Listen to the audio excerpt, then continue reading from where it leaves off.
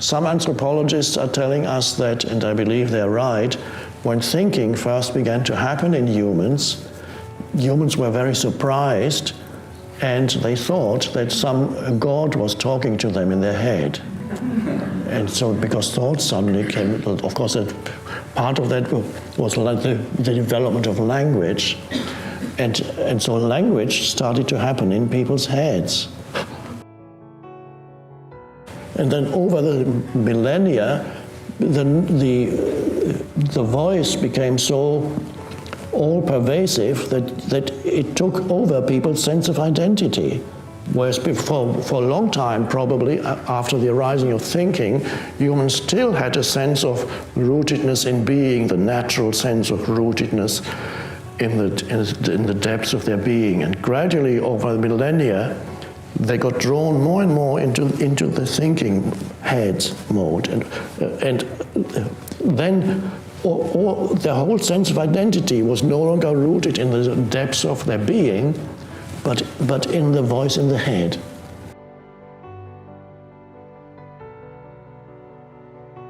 There's a lot of talk these days about, not just talk, actually it's happening, addictions. Many people are addicted to all kinds of things, substances.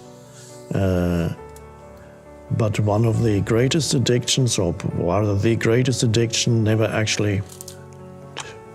you never read about it in the papers, because the people who are addicted to it don't know it. It's the addiction to thinking. It's actually addictive. Can't stop thinking. It's like can't stop drinking, can't stop smoking, can't stop eating, can't stop thinking. Thinking is the greater addiction than any of these. And it's an addiction because it's been a drug, it's been around for so long, and it's a pseudo sense of self. So it's a great reluctance on the part of most people to let go of thinking.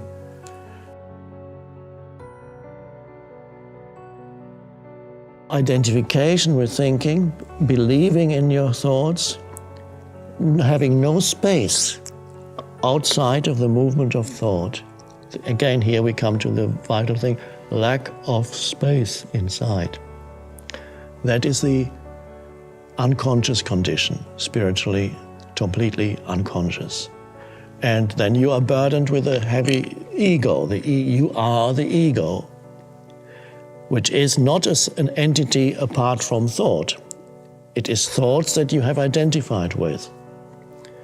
And the first moment of freedom comes when you realize that certain thoughts have been going through your head for years, perhaps, and that they are only thoughts, and that you are not the thought, you're the awareness.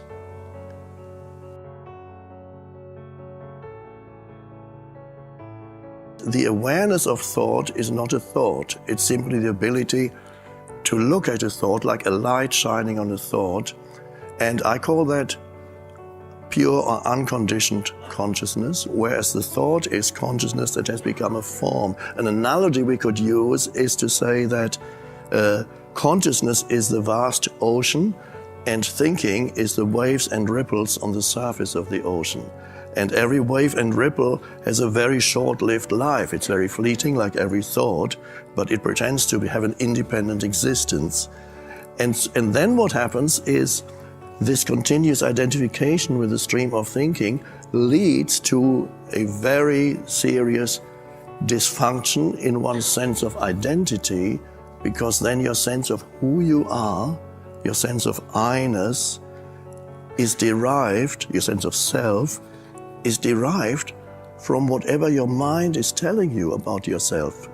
Ideas, opinions, viewpoints about yourself. In other words, your sense of who you are is derived from thought.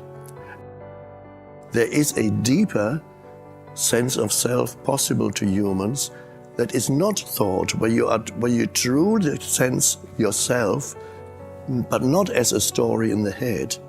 So you no longer derive your identity from something you are telling yourself in your head.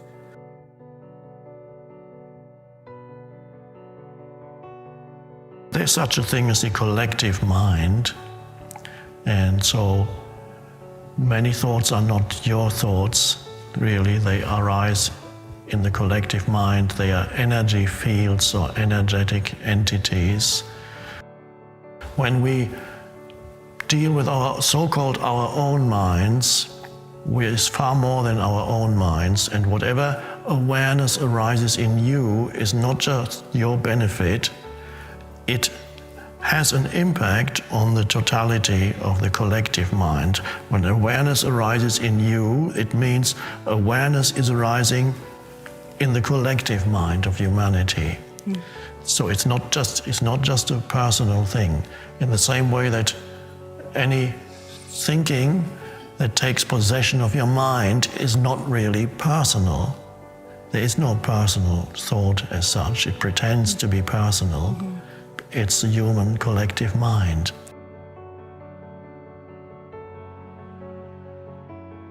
There is no ego apart from the thoughts. The thoughts, identification with thoughts, is ego.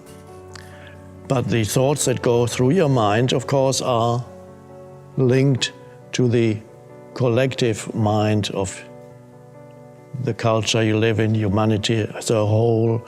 So they are not your thoughts as such, but you pick them up from the collective, most of them. And so you identify with thinking, and the identification with thinking becomes ego, which means simply that you believe in every thought that arises, and you derive your sense of who you are from what your mind is telling you of who you are. Identifying with thoughts, we tend to continuously identify with our thoughts. So if I identify with my thoughts, who am I? If I am not the thoughts that arise in my mind, that tell me this or that about other people and myself and so on, who or what is it that identifies with thoughts? Now, no thought could be there without consciousness. Consciousness is the light in which the thought forms appear. So for any thought to be there, there must be the light of consciousness in which the thought appears, otherwise there could be no thought. So who you are in essence is the light of consciousness behind the thought.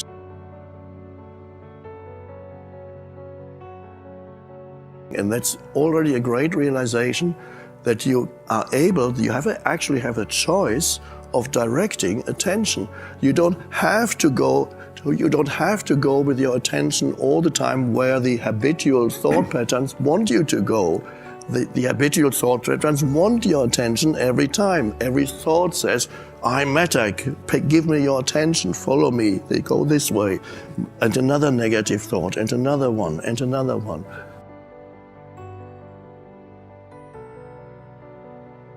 Your priority is no longer to follow the thought where it wants to take you, because the thought has a magnetic pull. It wants more of your consciousness, but it wants to grow, because it's a little entity. It wants to grow, so it wants your attention. And in subtle ways, it tries to get your attention. But it can use all kinds of things to manufacture to get your attention. And if you're not careful, if you don't know the mechanism, it's not so much an intellectual understanding, but a simple realization that this is what the mind does. It tries to pull you in. It's fine, that's what it does. Once you know that, you can allow thought to arise without following it where it wants you to go, which is into another bigger thought and a bigger one.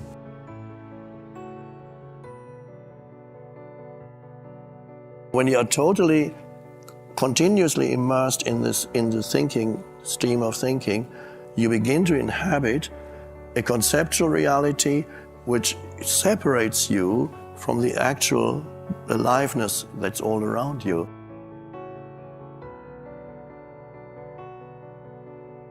Stepping out of complete identification with thinking really remains the key, so that your reality is no longer only a conceptual reality. And you can then meet another human being in that sense of clear presence without imposing immediately judgments on him or her.